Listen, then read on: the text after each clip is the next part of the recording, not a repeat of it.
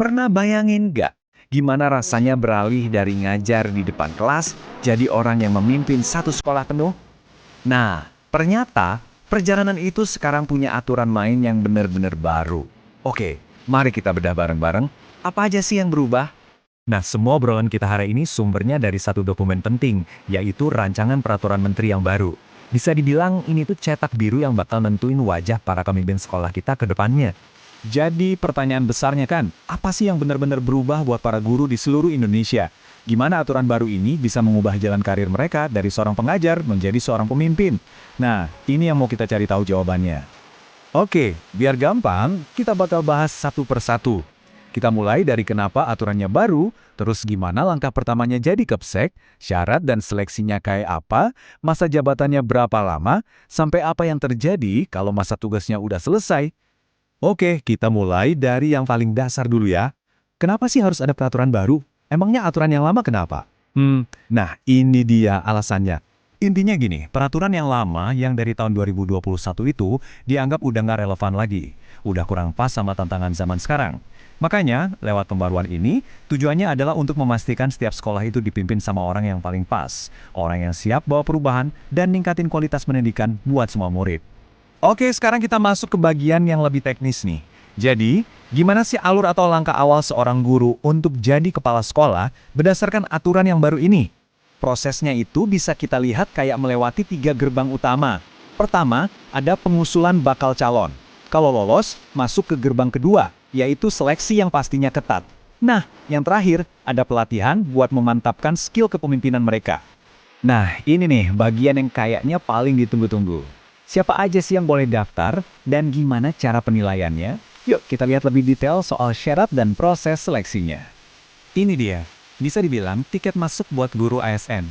Syaratnya benar-benar detail dan nggak bisa ditawar.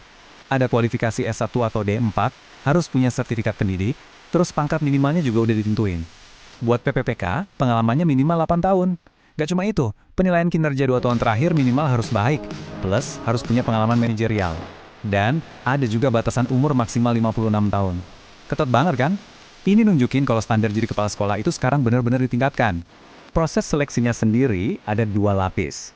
Lapis pertama itu seleksi administrasi. Di sini semua dokumen, kualifikasi, pokoknya semua yang di atas kertas itu dicek. Kalau semua lengkap dan memenuhi syarat, baru deh lanjut ke lapis kedua, yaitu seleksi substansi. Nah, di sini baru kompetensi kepemimpinan Anda diuji beneran. Mungkin lewat tes, wawancara, atau studi kasus. Tadi kan ada syarat pengalaman manajerial ya. Mungkin ada yang bertanya-tanya, itu maksudnya apa sih? Jadi menurut aturan ini, itu artinya Anda harus punya pengalaman memimpin minimal 2 tahun. Contohnya bisa macam-macam. Misalnya pernah jadi wakil kepala sekolah, atau ketua tim kurikulum, atau posisi-posisi lain yang nunjukin kemampuan memimpin. Oke, anggaplah seorang calon udah berhasil lolos semua seleksi. Terus gimana? Nah, sekarang kita bahas soal masa jabatan dan aturan penugasannya. Angka kuncinya 8 tahun. Ya, untuk kepala sekolah di sekolah negeri, masa jabatannya itu maksimal 8 tahun. Itu pun dibagi jadi 2 periode, masing-masing 4 tahun. Jadi ada batasan yang jelas banget. Tapi, aturan 8 tahun itu nggak berlaku buat semua ya. Itu khusus buat sekolah negeri yang di bawah Pemda. Kalau di sekolah swasta, itu tergantung kebijakan penyelenggaranya, misalnya yayasan. Beda lagi buat sekolah Indonesia yang ada di luar negeri. Di sana masa tugasnya lebih pendek, maksimal cuma 3 tahun. Tapi tunggu dulu, bisa menjabat sampai 8 tahun itu ada syaratnya loh. Dan syaratnya krusial banget, kinerja. Setiap tahun penilaian kinerja mereka itu minimal harus dapat predikat baik. Jadi ini bukan cuma soal waktu, tapi soal tanggung jawab dan bukti nyata kalau kepemimpinannya emang membawa dampak bagus. Nah, setiap awal pasti ada akhirnya kan, termasuk masa jabatan kepala sekolah. Sekarang kita lihat apa aja sih alasan yang bisa bikin penugasan seorang kepala sekolah itu selesai. Penyebabnya macam-macam. Ada yang biasa, kayak udah masuk usia pensiun, atau memang mengundurkan diri. Tapi ada juga alasan lain yang lebih serius. Misalnya, kalau penilaian kinerjanya ternyata jelek, atau kena pelanggaran disiplin. Bahkan, kalau mereka memutuskan jadi anggota partai politik pun, jabatannya bisa langsung berakhir. Nah, ini bagian yang menarik banget. Setelah masa tugas sebagai kepala sekolah selesai, karir mereka nggak berhenti gitu aja. Mereka bisa ditugaskan kembali jadi guru. Ini penting, karena menegaskan kalau jadi kepala sekolah itu adalah sebuah penugasan, bukan jabatan seumur hidup. Jadi kalau kita tarik benang merahnya, apa sih intinya?